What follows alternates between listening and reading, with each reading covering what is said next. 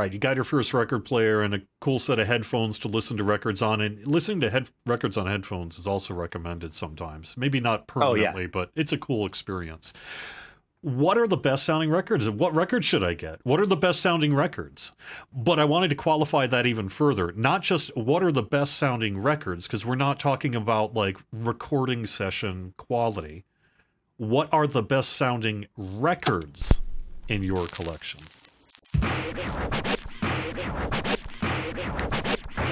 So not like just the best sounding album, but right. which records in your physical collection would you say, here's my number 5, 4, 3, 2, 1, best sounding records in your collection? I didn't include on my list. My list is very varying, and I didn't include the usual suspects, like the Dark Side of the Moon, which sounds amazing, the Steely Dan Asia, which sounds amazing, the Beach Boys Pet sounds amazing. I didn't include any of those. I'm gonna go out on a limb, and I'm gonna pick the ones that I think out of my plethora of records I can choose from. These are the ones that I put on, and I'm just like, holy crap, these sound really good. This is what vinyl is right here. This is a good example of vinyl. I found this question to open up a Pandora's box of fascinating considerations, which is I basically looked at my collection. I said, all right, here's like the 20 or 30 records that I think just sound fantastic. Yep. And let me start doing a bracket style shootout. You know, and March Madness style shootout here of all my best sounding records. I'm glad to hear you say that. And start comparing and start having to judge in a way that I really hadn't judged before. I wanted, for example, I'm going to let me just cheat so I can put this one in here real quick. I really wanted my Stevie Wonder Inner Visions to be on this list, except it isn't. Because although I think this is certainly up there in terms of the best sounding recordings that I own, there's a lot of scratches and pops on this record these days. Turns out it's a little scuffed on side B. Turns out it's not that great sounding. It sounds good because the album sounds good, but when I started actually doing the shootout between what is my best sounding record, it didn't even make the top 10. Really? Yeah. Yeah, and like my number one, I didn't even have to think about. I'm like, I know what my number one is. The others I did that shootout. I'm like, okay, from the records I've listened to, which ones sound good? And I'm like, okay, so I just grabbed a bunch, I played them, and then I'm like, okay, this one sounds a little better than this one sounds, and that some of these were tough, but it was tough to narrow it down to 5. I will tell you that, but it was fun, and it kind of forced me to listen to some of the stuff that I haven't listened to for a while too, which was nice. So that was great. We're also being experimental in this episode, in that I'm treating this a little bit like a radio show or an audio podcast, maybe something that you might hear on Ice Stream or something back in the day. And I actually wanted to just try playing the full songs. I don't know if the audience, by the time this gets released, is actually going to be able to hear the full tracks, but we want to do something different because it's been fun to have those YouTube clips and everything in for the kind of short form conversations. But when we're talking about our best sounding records, that didn't feel appropriate at all. And I wanted to, one, get the actual recordings of our records on this show, so that we're the Record Players podcast playing our records. We're actually playing the records here, folks. What you're going to hear is our vinyl playing on our turntables. Yep. And that, of course, does have a qualifier to it, which is that in both cases, we've essentially gone out from our preamps into an input on our computer and done a raw rip, which, while I think you'll hear here, sounds quite good and really gives you a sense of what to experience when you purchase these vinyl records. It should be noted, it still doesn't really sound like how it sounds when I put on a record, because among other things, there's an intermediary called my stereo and my speakers. Right. And the equalization that a lot of speakers and stereos do as part of the broadcast process really does change the way a record will sound in your room. And this, honestly, everything up to including the room itself will impact things. So this seemed cool. This seemed fun. So maybe grab a cup of tea or a adult beverage or whatever it is you want to do, and sit back and enjoy some songs, including some longer songs, because yes, we are the record nerds. This ain't 3.5 minute jams here. That's right. And let's sit back and listen to our best sounding records. These are all albums, I think, and pressings of these albums, and we'll have a link to the Discogs pressings if I can do the work to get it done, that you should well look for when you're looking for great sounding records that you want to listen to as you're starting to explore kind of the world of vinyl. So I want to start with one of my personal favorites, and this is the record I put on every time I get a new record player. And yes, I like to buy record players. I like to buy flea market record players. So I am often putting on things. I have new stereos, new needles, new cartridges, whatever I'm putting on. The album I put on first is this one, which is Frank Zappa. The album is One Size Fits All, and the song is the first song on side one called Inca Roads. It is an absolutely wild jam of a song that will put your stereo, in my opinion, to pretty close to the ultimate test.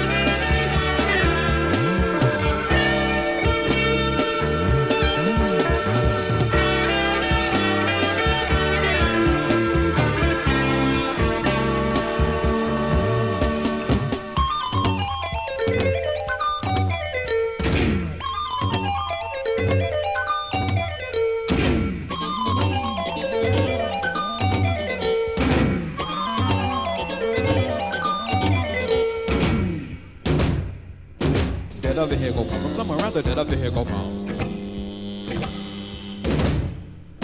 From somewhere around there did the Indians first on the bell. Car, what the hell?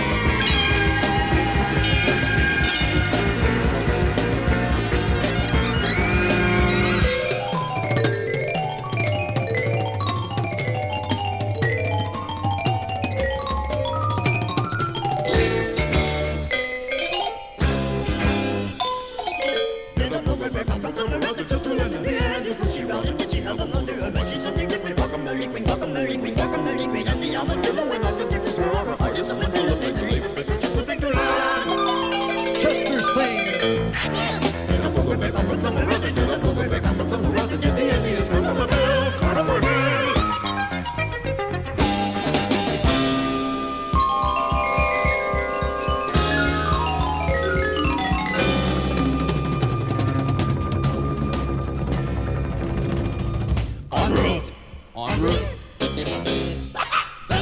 Welcome back, everyone. So, this is the album, Frank Zappa and the Mothers of Invention. One size fits all. It's probably my favorite Zappa album, and it's probably the one Zappa album I would recommend if you're only going to get one.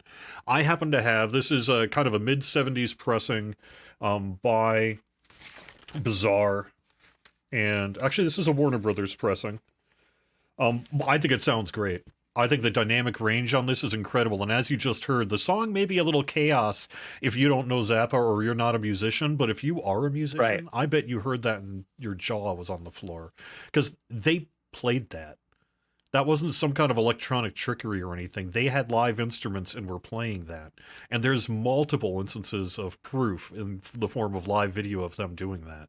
Which is And insane It to is think insane. about. I think Frank Zappa's band was arguably one of the most complicated and tightest bands in the history of rock music. And I don't even know that there's all that much competition.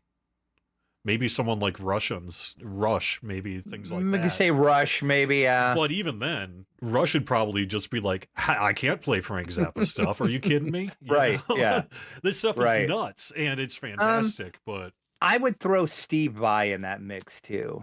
you know who played guitar for Frank Zappa? Steve Vai. Did he? Yeah, Steve Vai got his I start had no playing idea. in Mothers of Invention, as did a whole bunch of other technical wizards.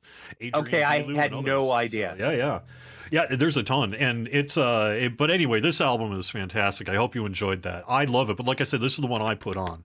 If I want to test my stereo out, this is the track I put. I can see why. Yeah, because that would be a perfect test. Because it's got, I mean, there's all sorts of little minute soundscapes in there that you're gonna get. Yeah. So good pick. Good pick. All right, what's yours? My number 5 is going to be the debut album from Tori Amos. This one is Little Earthquakes. This particular pressing is the 2015 remaster re-release of it. Once again, I don't think this was ever out on vinyl because this came out in, I want to say, like 93, 94 probably. And I'm pretty sure this was never ever on vinyl. So this was a 2015 re-release. This sounds amazing. They did such a good job with this pressing. Every finger in the room is pointing at me. I want to spit in their faces, then I get afraid of what that could bring. I got a bowling ball in my stomach, I got a desert in my mouth.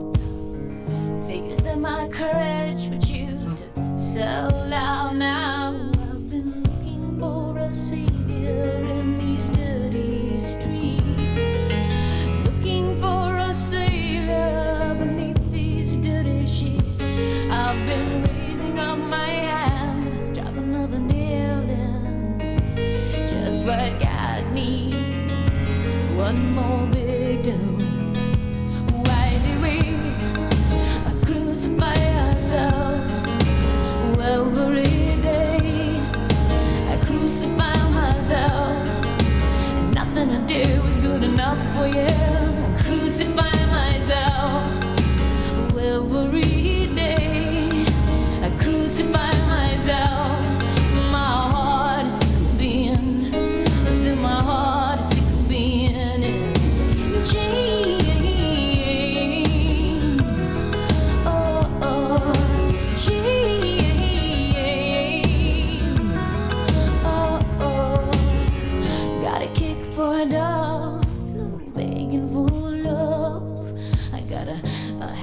Suffering so that I can have my cross. I know a cat named Easter. He says, will you ever learn?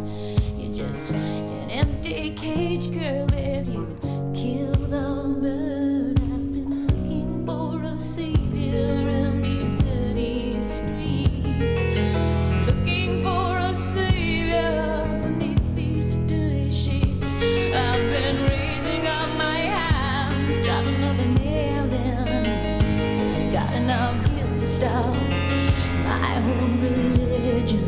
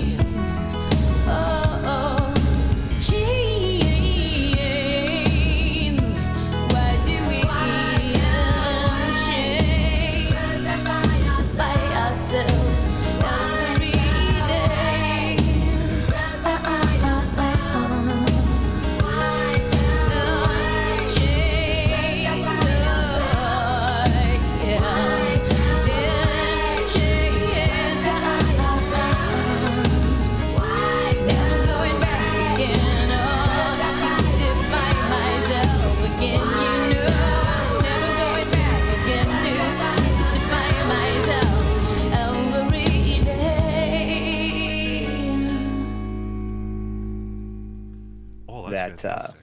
Yeah, it sounds really, really good. And I've always liked Tori Amos. She's kind of a singer, songwriter, piano. Like her music is very eclectic and different. Because she's got some songs that kind of rock out, and then she's got other songs where you're just listening to like the words that she wrote, and you're just like, oh my god, this is so deep. I am a personal fan of Under the Pink in terms of my Tori Amos albums. I don't have it on vinyl. I have it on CD, but the CD it's probably one of the best sounding CDs in my collection. 100%. Yeah. If we ever do that, that will definitely be in my top 5, probably pretty high to the top, but yeah. My number 4 is this one, and this is one of my favorite prog rock albums by the band called New, and I love this nice bright orange vinyl that it came on. Oh, that is a cool looking pressing. This is a repress. I can't remember the name or the year on it. I guess I'll maybe put that in text form here once I check out my Discogs collection on it. This was really hard to get for a long time, and I got the Newberry Comics exclusive neon orange vinyl of it. I think it was maybe sometime 2015 to 2020. And it is one of the best sounding records in my collection.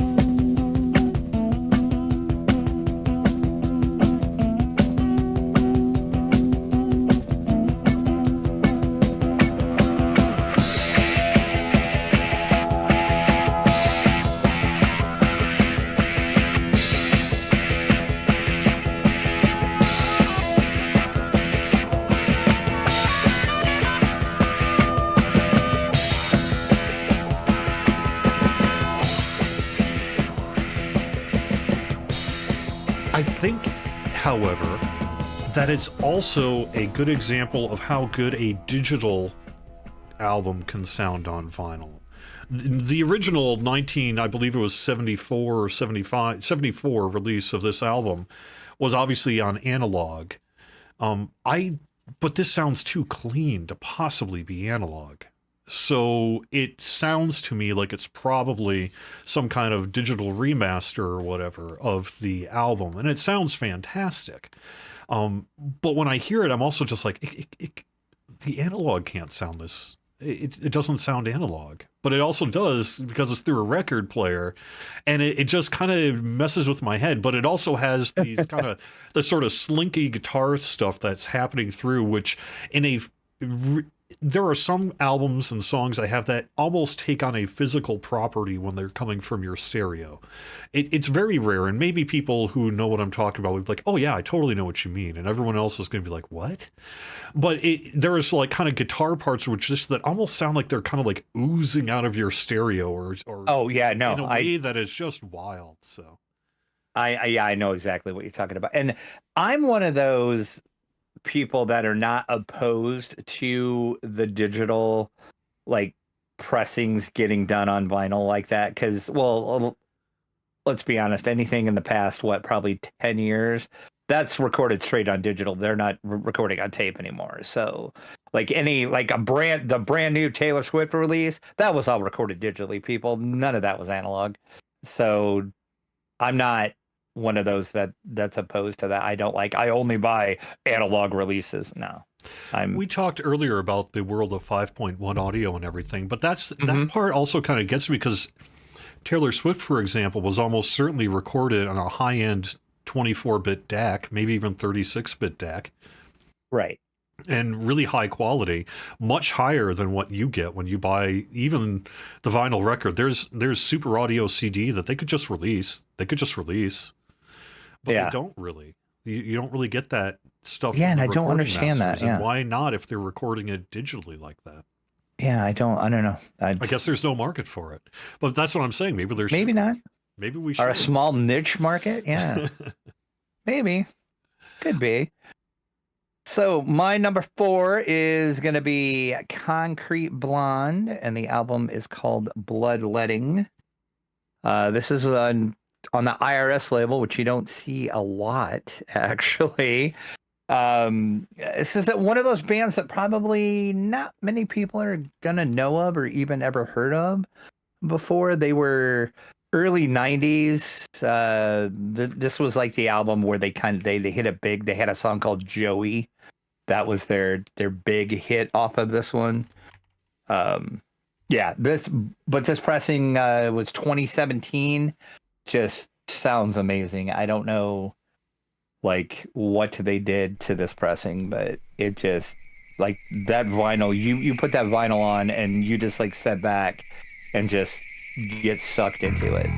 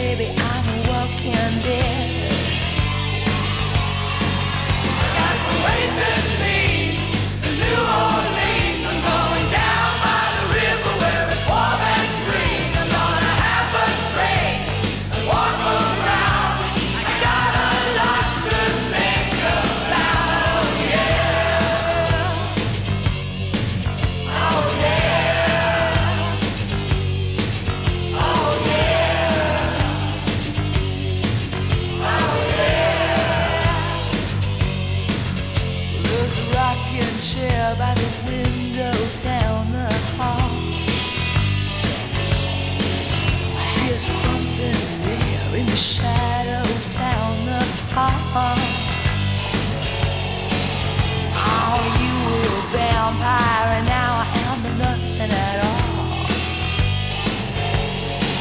Oh, you were a vampire and now I am the nothing at all. I got the ways and means to New Orleans. I'm going down by the river where it's warm and green. I'm gonna have a drink and walk around. I got a lot to think about. Oh yeah.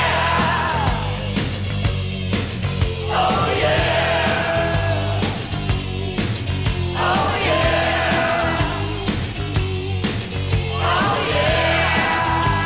Oh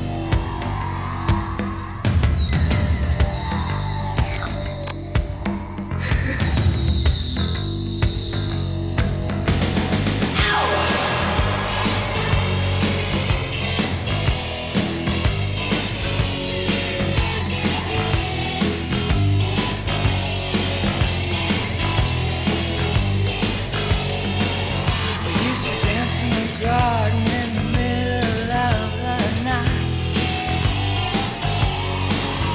Dancing out in the garden in the middle of the night. Oh, you were a vampire and I may never see the lights. Oh, you were a vampire and I may never see the light. I got the ways and means to New Orleans. I'm going down by the river where it's warm and green. I'm gonna have a drink and walk around. I got a lot to think about. I got the ways and means to New Orleans. I'm going down by the river where it's warm and green. I'm gonna have a drink and walk around. I got a lot to think about. Oh yeah. Oh yeah. Oh yeah. Oh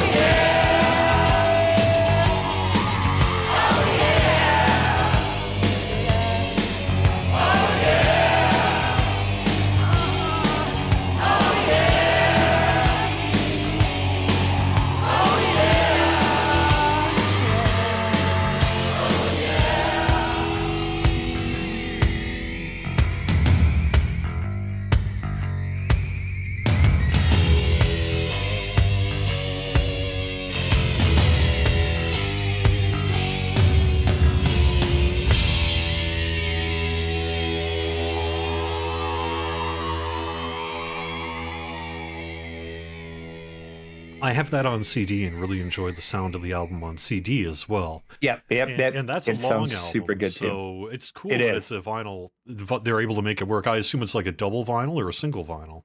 No, it's single. That's why I'm surprised it sounds so good. Yeah, actually, yeah. I have to admit, my number 3 is quite the left field pick here. I think in It my was show when I notes saw I your said, list. I think in the show notes I said, "Fuck, it's ABBA." But it's true. And here's the thing. So I'm not a big ABBA fan, although obviously, clearly I enjoy them enough to purchase this album from a flea market for $7.50. You can't beat that. I was like, well, this is an original pressing ABBA album, you know, from, let me see, whatever year that is. What year did this come out? 1977. And I saw this at the flea market for $7.50, and it was in really good condition. And it's a really beautiful original pressing. So I was like, yeah, let's pick it up. And I put it on my turntable and was like that sounds like the most amazing album I've ever heard in my It life. sounds amazing. And then because I don't really listen to ABBA, it just sort of got put away. And then at one point, I guess a couple of years ago, I must have just been in a mood or something, and I put it on, and I was like, how does this album sound this amazing? And then I put it away. What sorcery is this? And I don't really listen to ABBA that much until we asked the question, what are our top 5 best sounding albums? And I started doing a shootout of my actual best sounding albums. And gosh darn it, if every single album I would pit this ABBA album against would lose.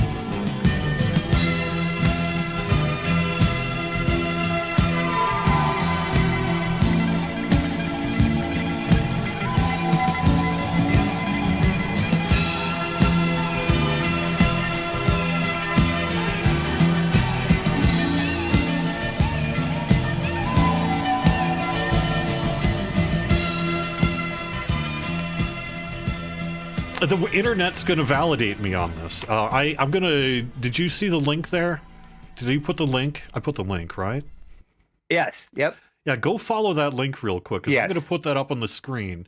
And over in the Discogs comments, you will see things such as, incredible album and pressing, the dynamic range is out of this world, excellent mastering, and beautiful bass, probably the most bass I've heard on an ABBA album, the best pressing of this record for sure. One of the other people saying, one of the best pressings of this release, superior dynamics and superb mastering by George Piros at Atlantic Studios, the man is a legend. This person says his vinyl is noisy, but this ain't noisy. This sounds out of this world good. And I just can't get over the fact that when I actually started shooting it out, this probably should even be higher than number 3, other than I won't let it, because they've got 2 more picks that I prefer instead, because I don't actually listen to this album all that much. I have to be honest. Not that I hate ABBA or anything, but it's cool. And the reason I picked this up in part was that song that I ripped for is called Eagle, and it's a pretty fun song with a really cool couple of cool guitar hooks and solos and such in it. So I mean, as far deep into ABBA I go as I own the greatest hits, so that's, I mean, that's good enough for me. I'll throw that on every now and again. But yeah, I was just like surprised when I seen that. I'm like, really, ABBA is your 3? Really? Yeah. Here's the great news though, if you are into ABBA, get this album. You can get it on Discogs fairly inexpensively. You can get a high-quality press for like maybe $20-$30. And if you're an ABBA fan, you will absolutely love this pressing an album. So, well, my number 3 is going to be one of those bands that I always champion as they should have been bigger than they were. They were an early 90s band out of Chicago. They never got the just desserts that they deserved, I think. And that is Local H, and the album is called As Good as Dead.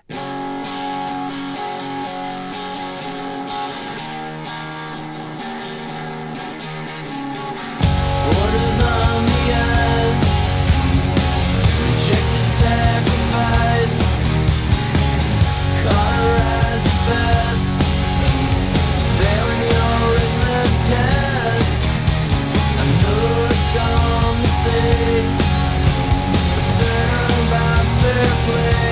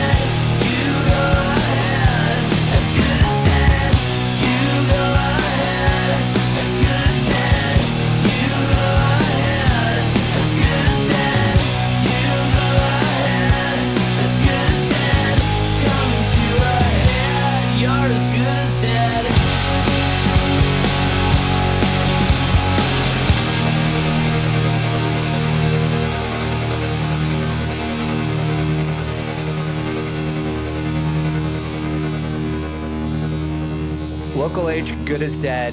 This is a shoot. Let me look it up. See what year this came out. It is a 2016 release. It's on the SRC label, which I was not familiar with them, but they did this album and then they did the next album that came out after this from Local H, and that was the only way to get them on vinyl. They did such a perfect job with this pressing. Super quiet. There is no noise on the pressing whatsoever. But yeah, they just Local H. They're just one of those bands. I'm not sure. Then again, this episode, I'm bringing out a lot of bands that I'm like, I wonder how many people even know who Local H is. So comment if you do. I've heard the name, but I can't say I knew them until I listened to that track. Isn't Local H a slang for heroin? Yes, it is, I think. There's another song on here called Bound for the Floor. And then there's the best example of it is called the song off this album called Fritz's Corner. Listen to that. Listen to how loud and how many instruments there are. There's 2 people in this band. It's a duo. And they are like, so they're, I'm not going to compare them to the Zappa, but they do a lot of instrumentation for 2 people. And I've seen them live, and they pull it off live too. So yeah, Local H is my number 3. Once we start getting into the weeds, we should do a section on 2-person bands that were only 2 people, because there's actually a surprising number of them that we there is. With. That could be pretty good, actually. My number 2, this is one of the absolute best-selling albums in my collection. We're going to be talking about greatest album covers. This one didn't make the cut mostly because I knew I'd be featuring it here. But this is Fleet Foxes. This is a 2014 Sub Pop release. An absolutely incredible sounding vinyl record that is of the first Fleet Foxes full release, along with the Sun Giant EP, which is actually the album that I'm pulling the track Mykonos from. It's probably my favorite Fleet Foxes song, and the pressing of this album on clear vinyl is absolutely superb.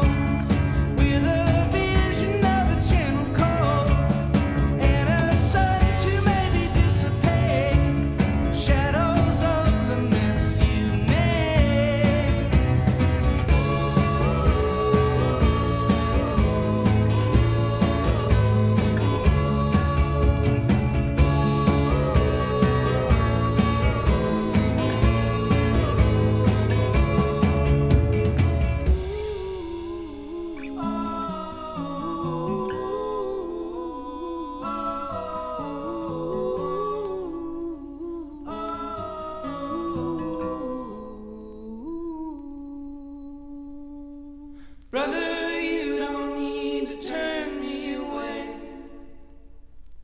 I was waiting down at the ancient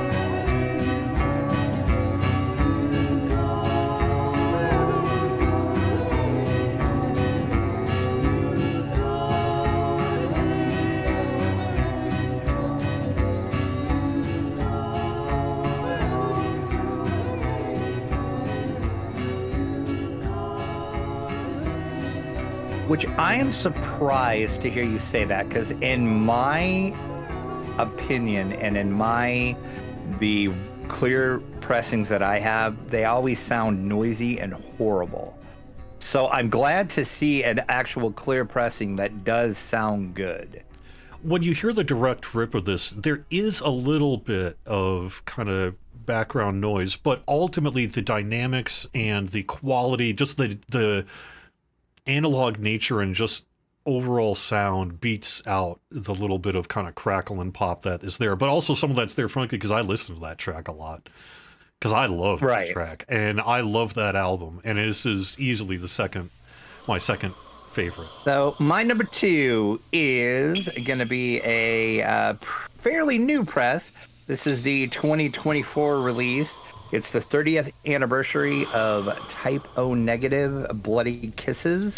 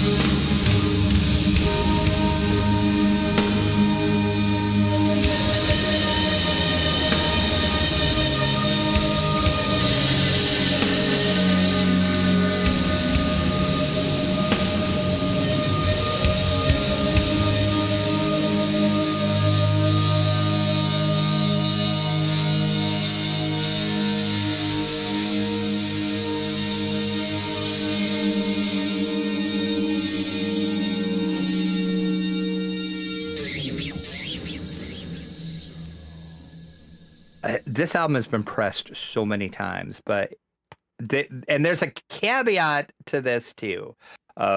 This pressing sounds so good, and this is on like a green pressing, as you can see. But yes, once again, this is the 30th anniversary pressing from Roadrunner. My only issue with this particular press is they cut some of the songs off of the album. It's not the actual full album, but the 2 songs they cut, I can see why they cut, because they're kind of problematic songs. I won't even mention the one name because we might get in trouble on YouTube. So you can look it up though, as well, because a lot of times, especially in the era of CDs, you'd have 72-minute CDs, which fit on 2 sides of an album. So and this is a double LP release too. No, I'm not. I don't know. And I know people have asked, and Roadrunner and Run Out Group, who did the pressing, never really said why they didn't include those 2 songs. Like, one of them, I can see why, just from the title of the song. But if you listen to the song, it's not what the title is saying. It was like a tongue-in-cheek title to a song that Peter Steele wrote. But like I said, look up that release and then look up the original release, and you'll see which song is missing, and then you'll know, okay, I know why they didn't put that on that album. But what a great song pressing. Otherwise. Oh, it does. 100%. If I want to listen to it, because I have like 3 other pressings of that album, because Typo Negative is one of my favorite bands. That is the one I will play. I will reach for that pressing to play on vinyl versus my other ones, for sure, hands down. My number 1 is, like you, I was like, well, I know what number 1 is, but let's figure out what 2 through 5 is. Yep. And this album, I think pretty much every album, because I went through my Supertramp albums for this to figure out which one I actually think sounds the best. And I think in terms of consistency of high quality recording, Supertramp is way up there. I almost every album of theirs sounds almost amazing. Put Breakfast in America on my list. It was that close. Exactly. They all sounded amazing. However, there is just something even more extra about this pressing of Supertramp Famous Last Words that just skyrockets it up to clearly the best sounding album in my collection.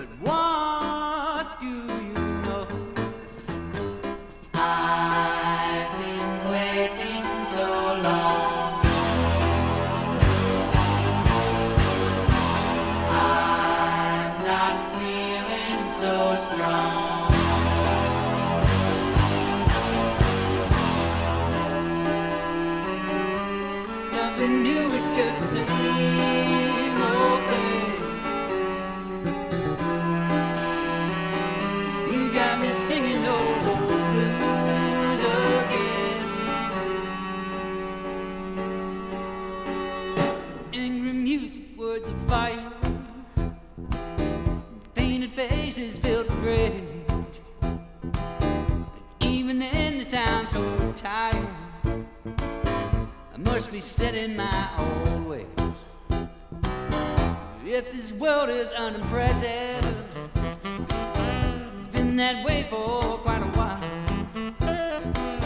I don't need no heavy message.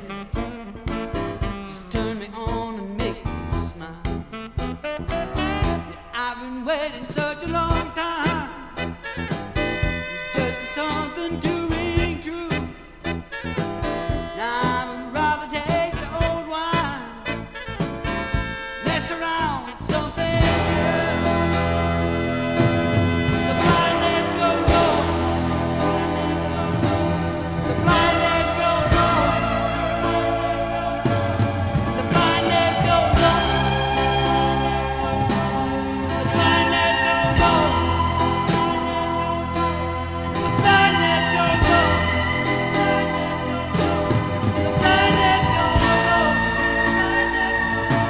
The blind let's go roll.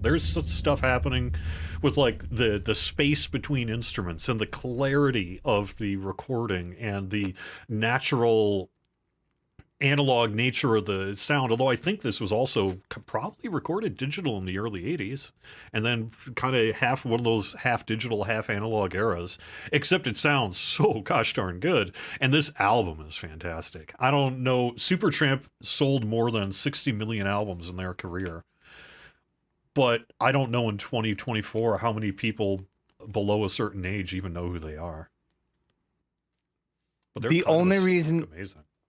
Yeah, the only reason why I think people younger would know, and now that I'm going to talk about it, the name of the band escapes me. There was a song called Cupid's Chokehold, which sampled Supertramp. And that's so, if you would play Supertramp, they would like, oh, I know that song. And I wish I could think, I'm drawing a blank on who did Cupid Stokehold, but that would be the only way people younger would know who they were, just through that sample, I think. They were a rock band with quite a bit of prog leanings, but also a real kind of sense of melody and hook. They eventually made very popular albums that sold in the millions, but also had sort of their prog period, not entirely just like a band like Genesis. And they were just massive, in part due to the songwriting talents of two people who just meshed exceptionally well together, where one brought the pop sensibilities and melody, and the other brought the prog and instrumentation and just kind of sense of being different. These albums still hold up as just incredible statements of various things, poetry and art and music and everything else, and they're really, really cool. If we ever do a top 5 classic rock as well, Supertramp is one of those bands that I liked them back in the day, okay, but it really wasn't until the past 10, 15 years I started buying their albums on vinyl that I realized just how much I like Supertramp. They're the classic rock band I like more over time rather than less. Okay, all right. Oh yeah, they are so good though. Like I said, that the Breakfast in America almost made my top 5. It was really close. It was like a last minute decision that I didn't put it on, but should have been. And that is one of Supertramp's best albums too. I agree. So good pick. So my number 1 is going to be, and this one I knew, like when I seen we were doing this topic, I'm like, I grabbed this and I'm like, number 1, hands down, no questions asked. It is Alice in Chains and Jar of Flies.